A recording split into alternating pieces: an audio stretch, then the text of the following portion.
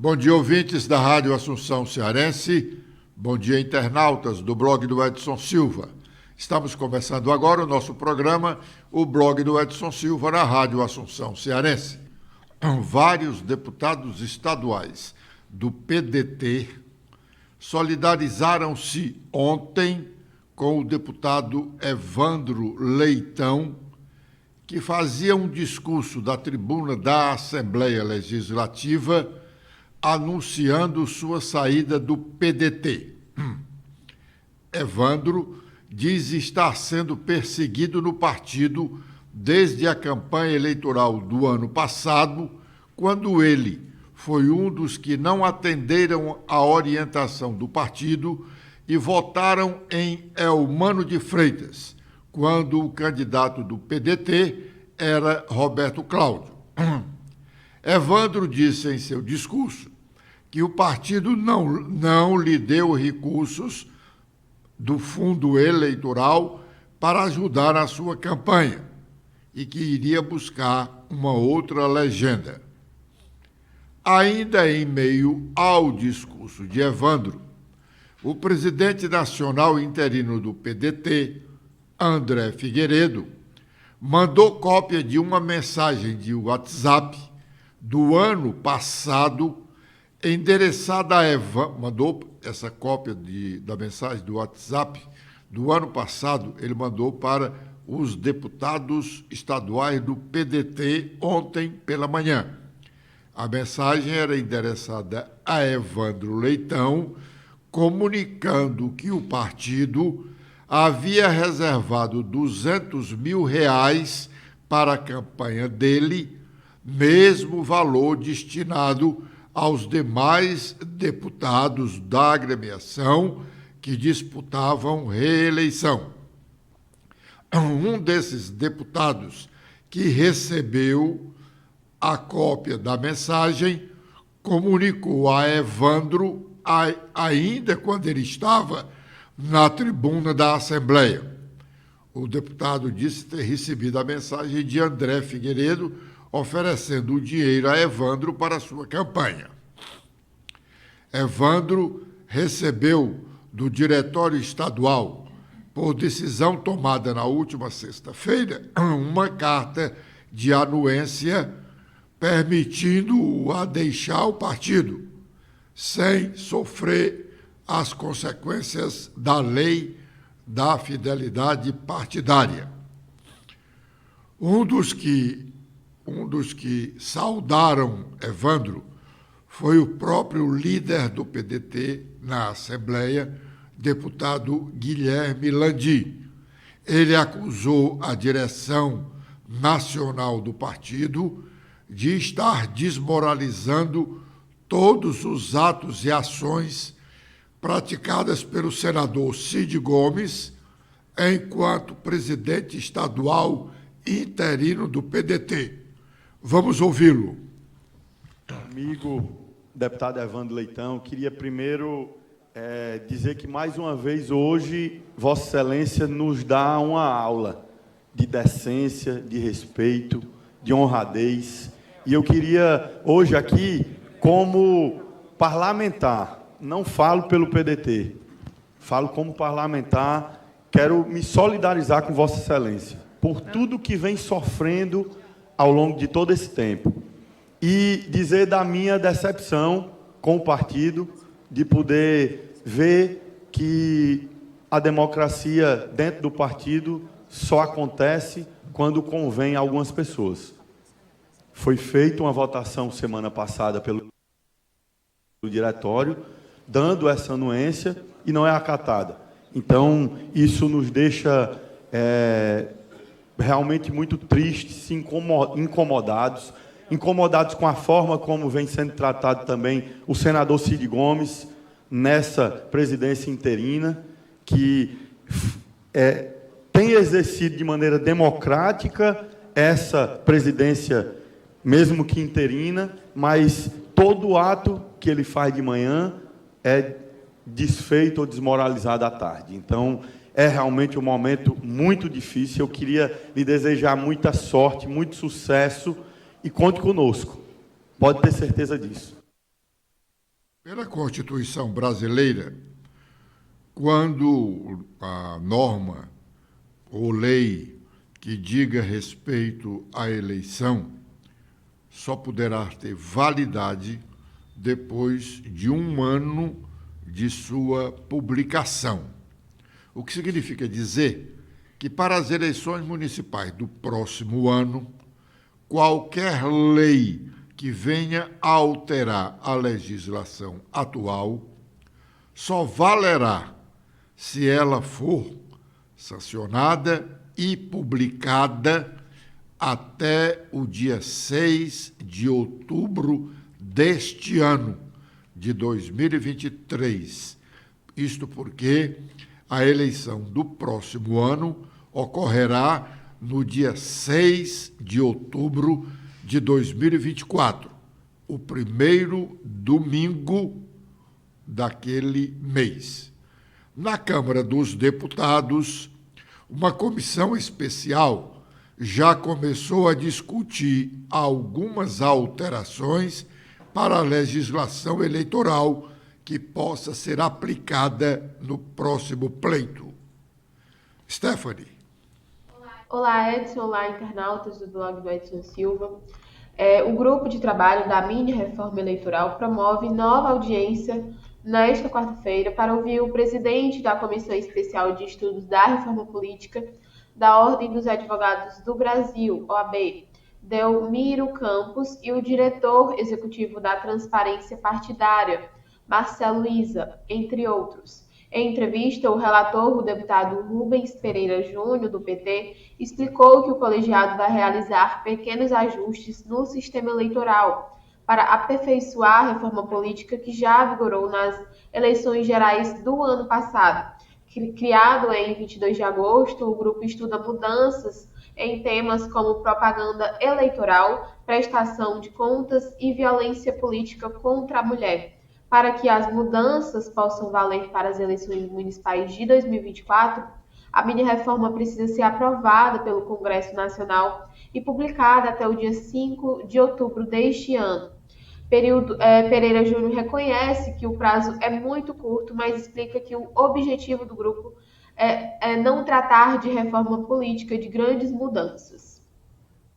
Uma das pessoas convidadas para as primeiras discussões sobre mudanças na legislação eleitoral que possa valer para as eleições municipais do próximo ano foi o presidente nacional do PSOL, Juliano Medeiros.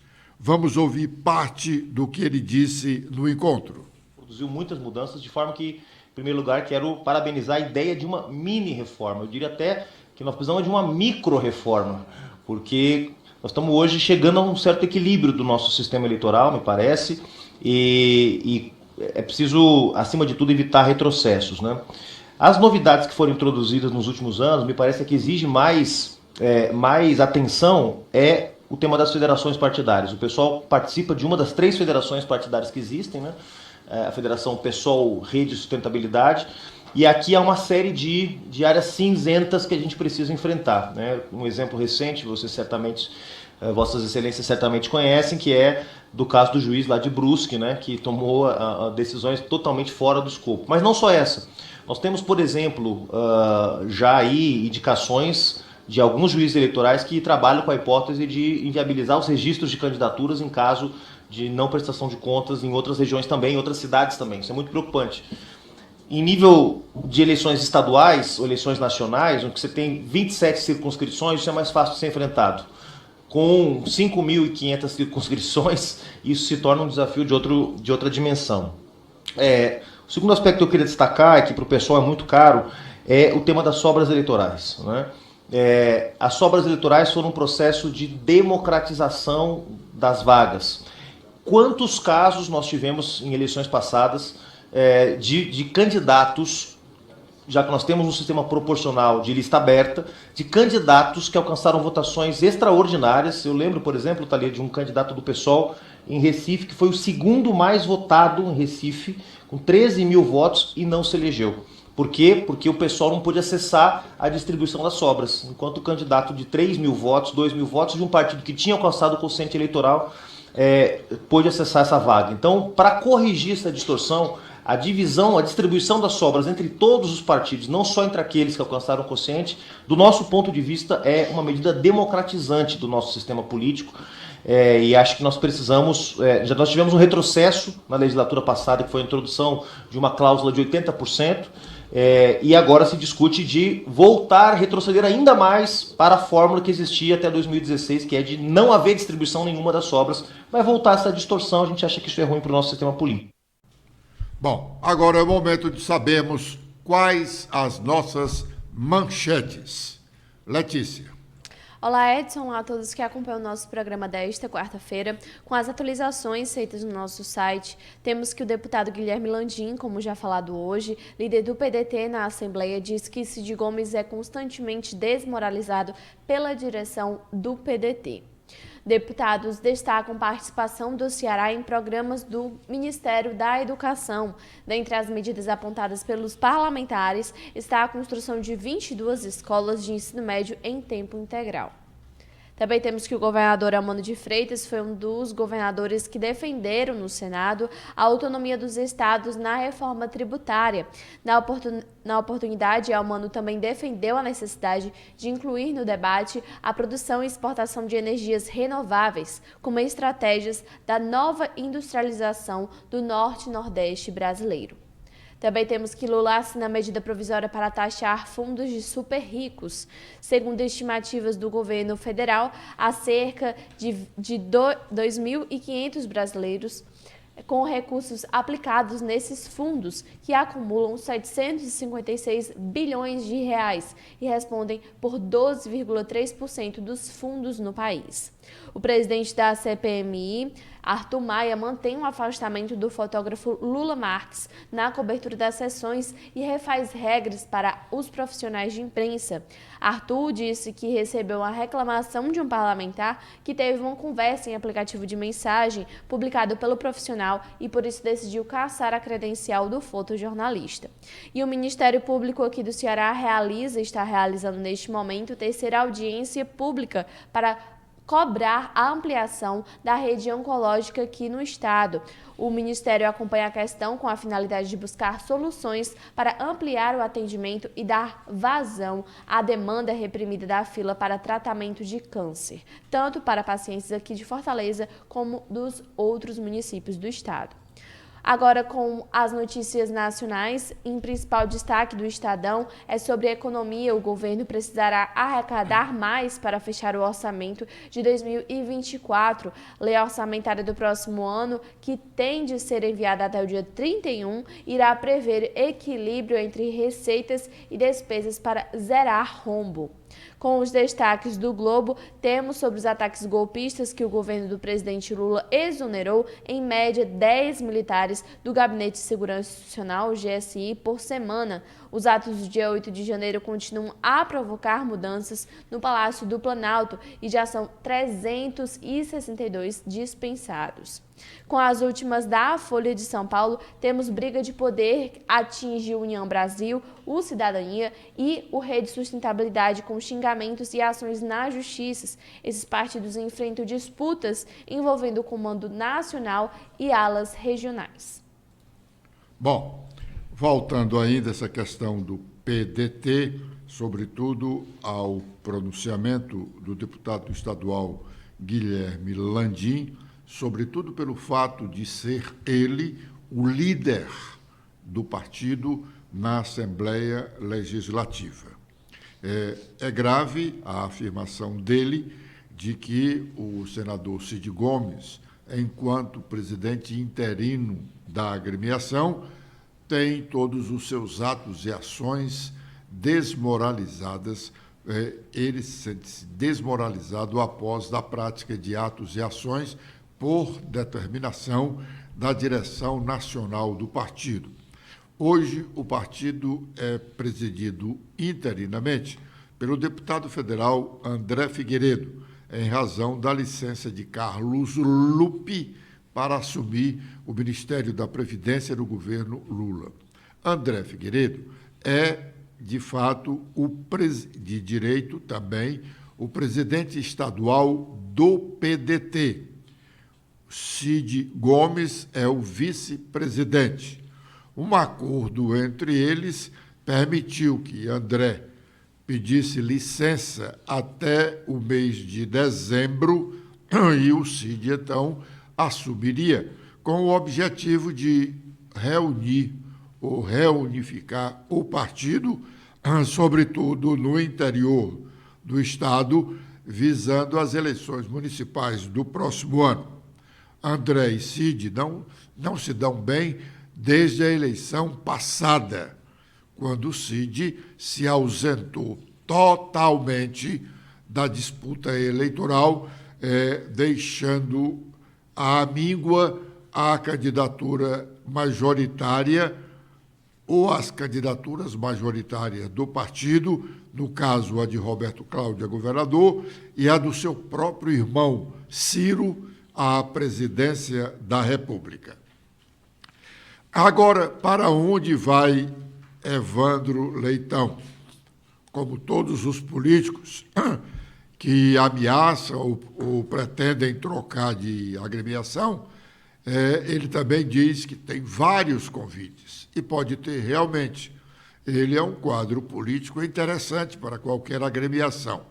Agora, ele gostaria de ir mesmo para o PT, com o patrocínio de Camilo Santana, o senador da República, que hoje é ministro da Educação.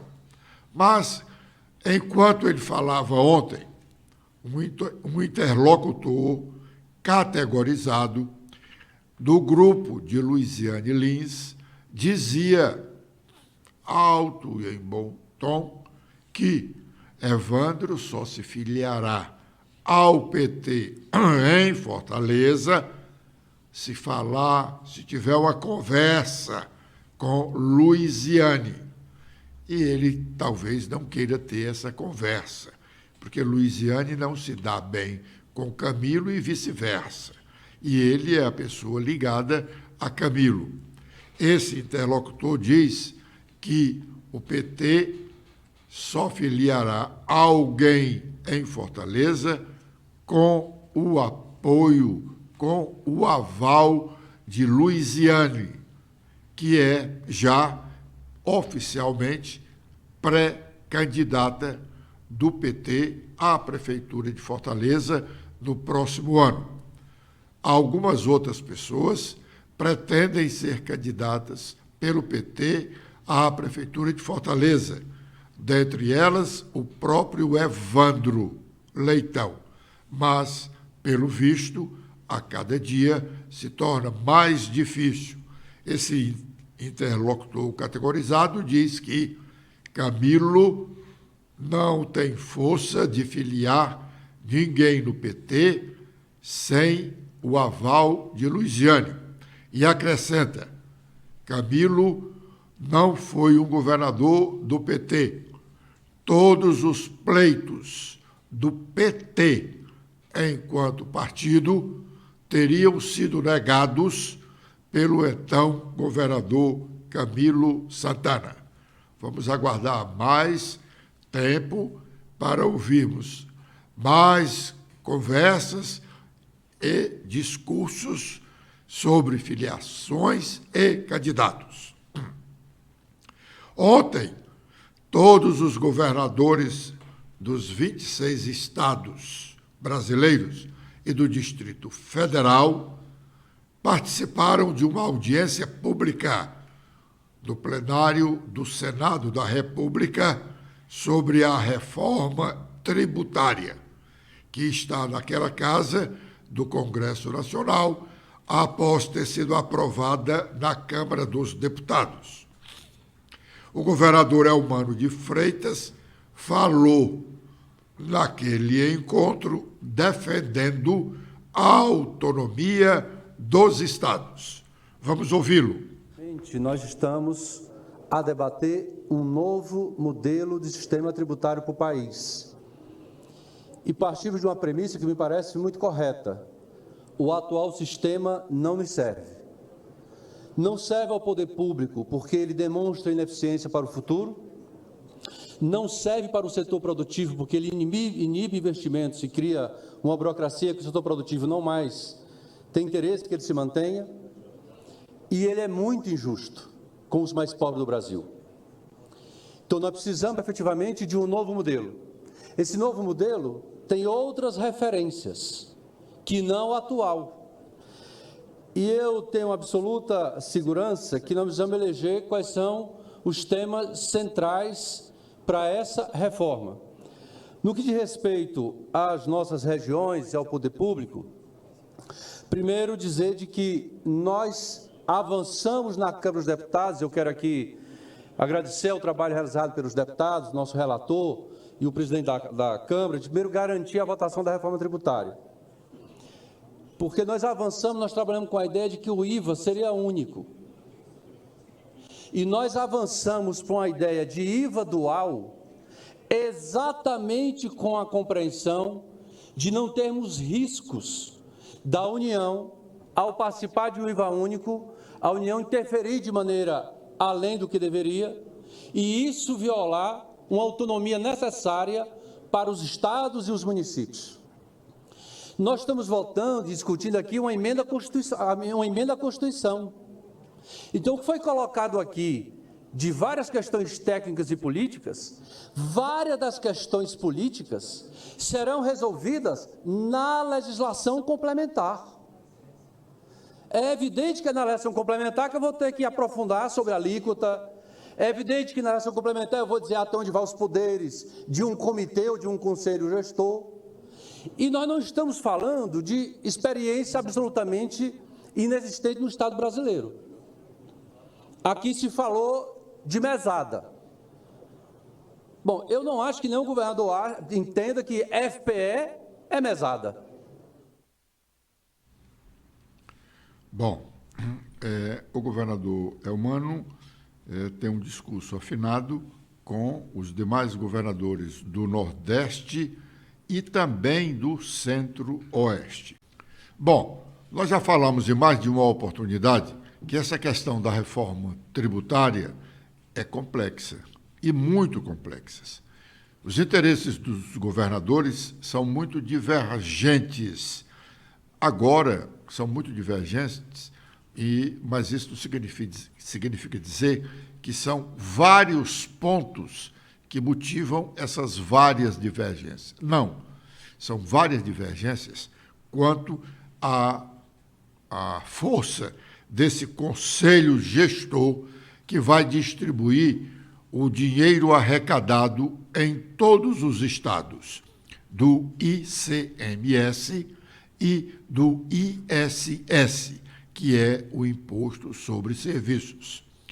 Os governadores do Sul e do Sudeste temem que esse conselho gestor seja dominado pelos governadores, que são maioria, do Norte, do Nordeste e Centro-Oeste, e criaram uma fórmula diferente, acrescentando o número da população para eles continuarem tendo uma forte influência na distribuição dos recursos arrecadados dos impostos estaduais e também federais, como é hoje. Embora com a reforma tributária, os recursos federais, IPI, Imposto sobre Produto Industrializado, e outros, seja arrecadado pela União, tenha uma divisão já estabelecida. Eles não questionam isso. O questionamento é só com relação à arrecadação do ICMS, ISS e outros impostos e taxas municipais e estaduais. A senadora Elisiane Gama, que é relatora da Comissão Mista, ou Comissão Parlamentar Mista de Inquérito, que apura as responsabilidades por ações ou omissões de agentes públicos nos atos de vandalismos ocorridos em Brasília no dia 8 de janeiro, quando foram quebradas parcialmente as sedes dos 3 poderes da República, Legislativo, Executivo e Judiciário. Ontem levantou uma questão que movimentou o mundo político nacional: a possibilidade de a CPMI fazer acordo de delação premiada. Será, se ocorrer, a primeira vez que isso acontece no âmbito de uma comissão parlamentar de inquérito. E para quê? Para que esse interesse da comissão em fazer acordo de delação premiada? E ela não segurou o segredo e admitiu a possibilidade de a comissão fazer um acordo de delação com o coronel Mauro Cid. Coronel Mauro Cid, que está preso há alguns dias, foi o principal ajudante de ordens do ex-presidente Jair Bolsonaro. Essa delação premiada, como se chama, só será aceita pela comissão se o coronel disser algo novo, além do que já se sabe, e tiver elementos para provar o que diz. E aí o ex-presidente Bolsonaro pode ficar arrepiado. Vamos ouvir o que ela disse. Olha, a advocacia do Senado é um órgão absolutamente sério, com um nível de credibilidade de fato muito alto, pelo perfil, inclusive, desses servidores, são servidores de carreira que respaldam, na verdade, toda a atividade jurídica do Senado Federal. Então, nós estamos recebendo deste órgão um parecer favorável, ou seja, uma CPMI, uma comissão parlamentar de inquérito, tem as condições legais, na verdade, de utilizar esse instrumento que é uma colaboração premiada. Diante de uma decisão técnica, agora o que nós precisamos, na verdade, ter é uma decisão de implantação desse instrumento que vai em 2 linhas, tanto da decisão do depoente, portanto, da sua defesa, quanto da decisão da casa do aceitamento, de fato, de trabalhar uma colaboração premiada. Da minha parte, como relatora, nós temos toda a disposição de utilizar esse instrumento. Agora, o que nós precisamos é receber da parte desta defesa e também, portanto, dos depoentes, o interesse, na verdade, de participar desse processo aqui na CPMI. Agora, uma colaboração premiada, ela tem que ter elementos, né, concretos, ela tem que ter provas materializadas, periciadas, e nesse caso específico, nós teríamos que ter uma perícia da Polícia Federal para que pudesse, na verdade, substanciar essas provas. Então, tanto qualquer um, na verdade, dos depoentes que tenham esses elementos e queiram apresentar à comissão, não há dúvida nenhuma que iniciaremos essas tratativas internamente com a comissão. Se realmente o coronel Mauro Cid decidir fazer essa colaboração premiada, será uma bomba nesse mar de investigações contra ações do ex-presidente Bolsonaro. Agradecendo a honrosa audiência dos ouvintes da Rádio Assunção Cearense e internautas do blog do Edson Silva, nós estamos encerrando aqui o nosso programa de hoje, prometendo estar de volta amanhã com a proteção de Deus, a partir das 11h45. Letícia.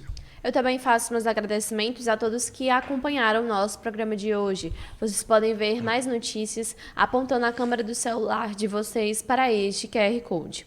Espero revê-los no nosso programa de amanhã. Até lá!